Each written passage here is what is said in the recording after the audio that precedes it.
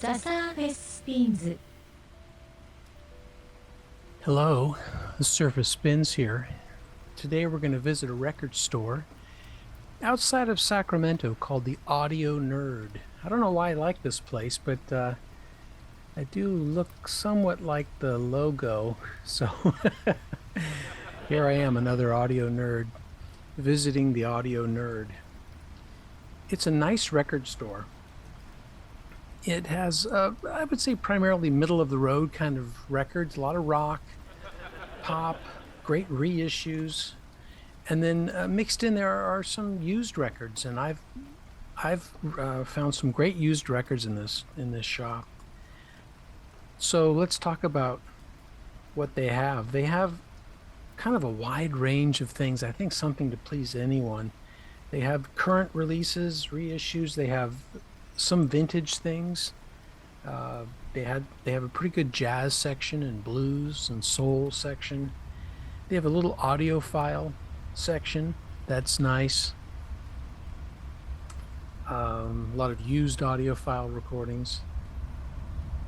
And again, some of them were offbeat records that I enjoy. This one, The Sound of Combat Training, was very intriguing to me, but I think they wanted $12 or $15 for it, and I didn't want to pay the money.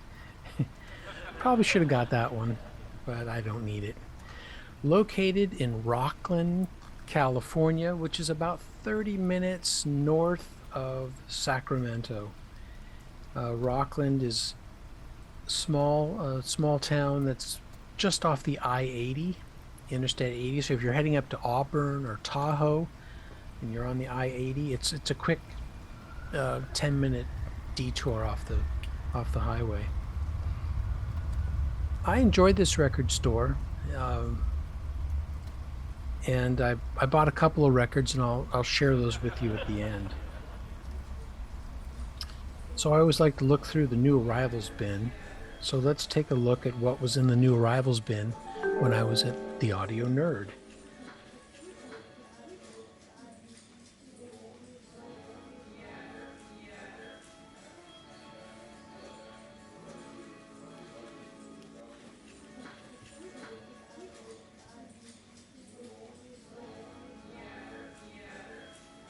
Lots of reissues.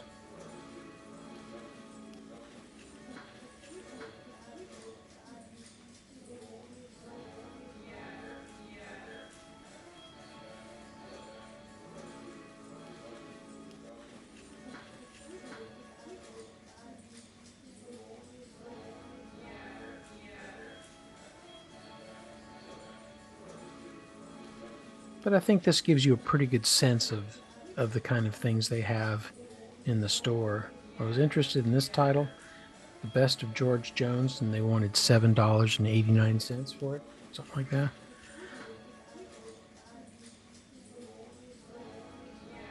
Tribe Called Quest. I have your standard reissues, so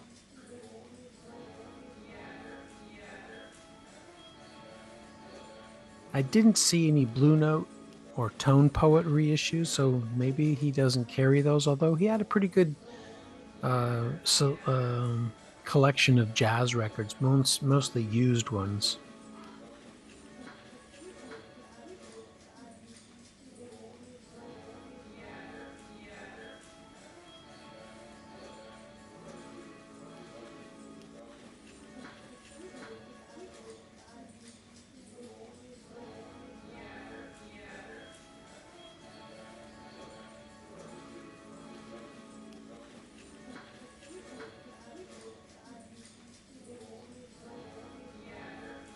They have a nice soundtrack section,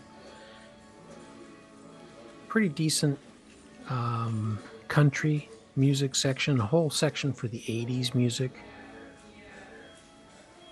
This was interesting. It was $34.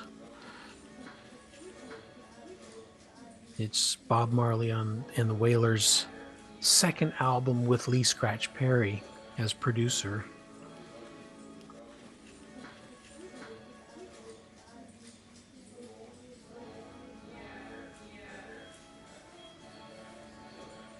Oh, there's Soccer Mommy.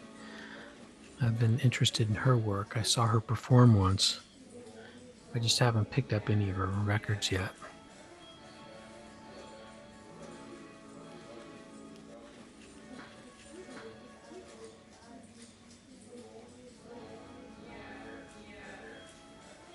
So let's look at the next bin over. These are all part of the new arrivals bin.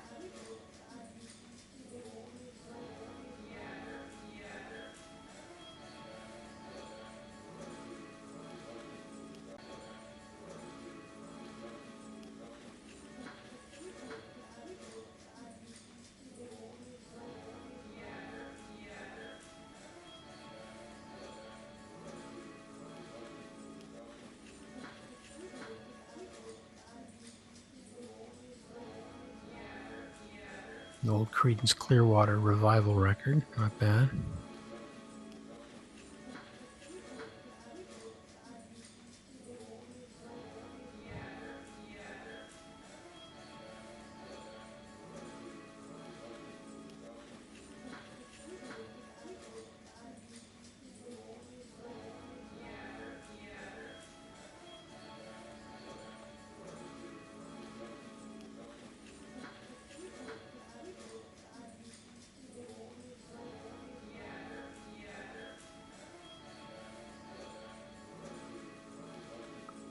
Reissue of Television.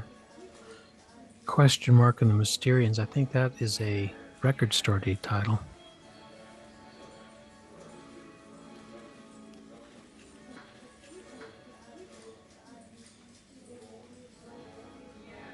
B-52's reissue and a Talking Heads reissue. Here's a McCoy Tyner Sahara. I think that's an Impulse release.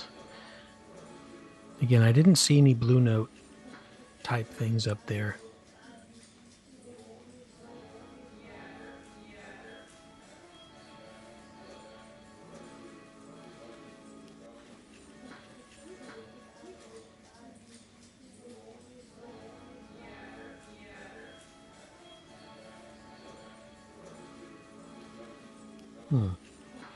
Japan 12-inch. Interesting.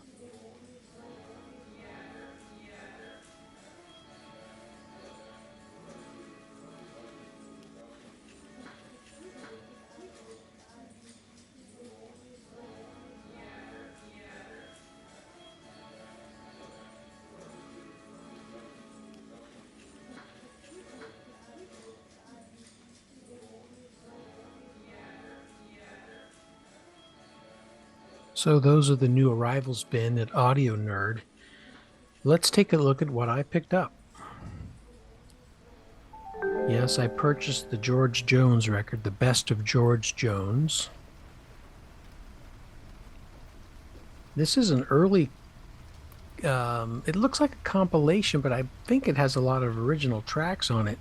It's from 1962, and it's out on the United Artists label.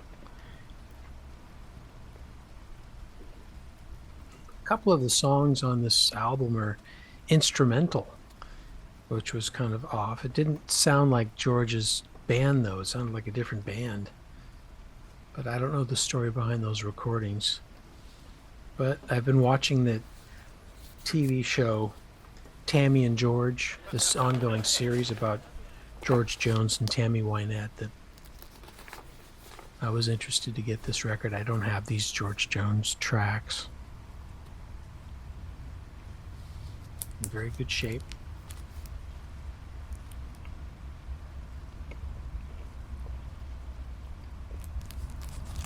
The next album I found was this Tammy Wynette record called Kids Say the Darndest Things.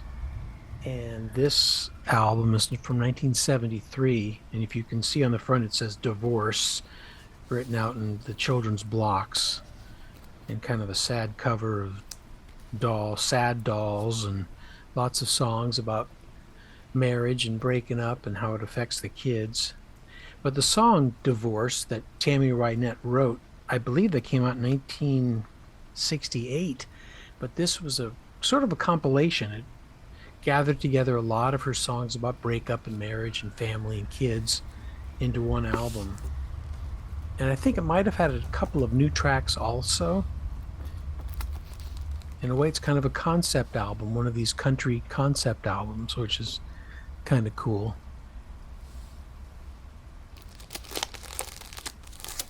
Too Many Daddies is a tearjerker of a song. And then I did pick up Soul Revolution Part 2 Dub, which is Bob Marley and the Wailers' second album with Lee Scratch Perry. Their first album with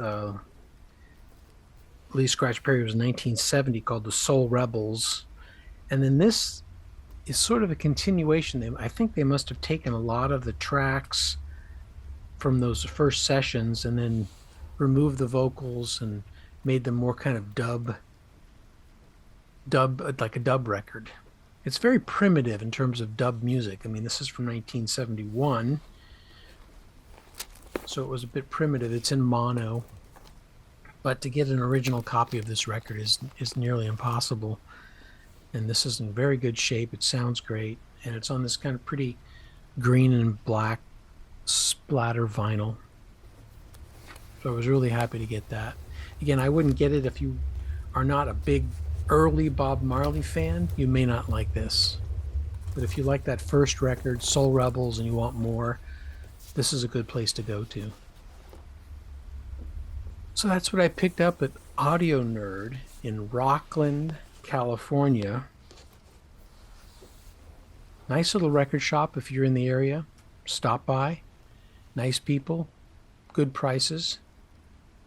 And if I'm in the area, I'll definitely stop back again. Surface Spins, signing out. Have fun. Bye.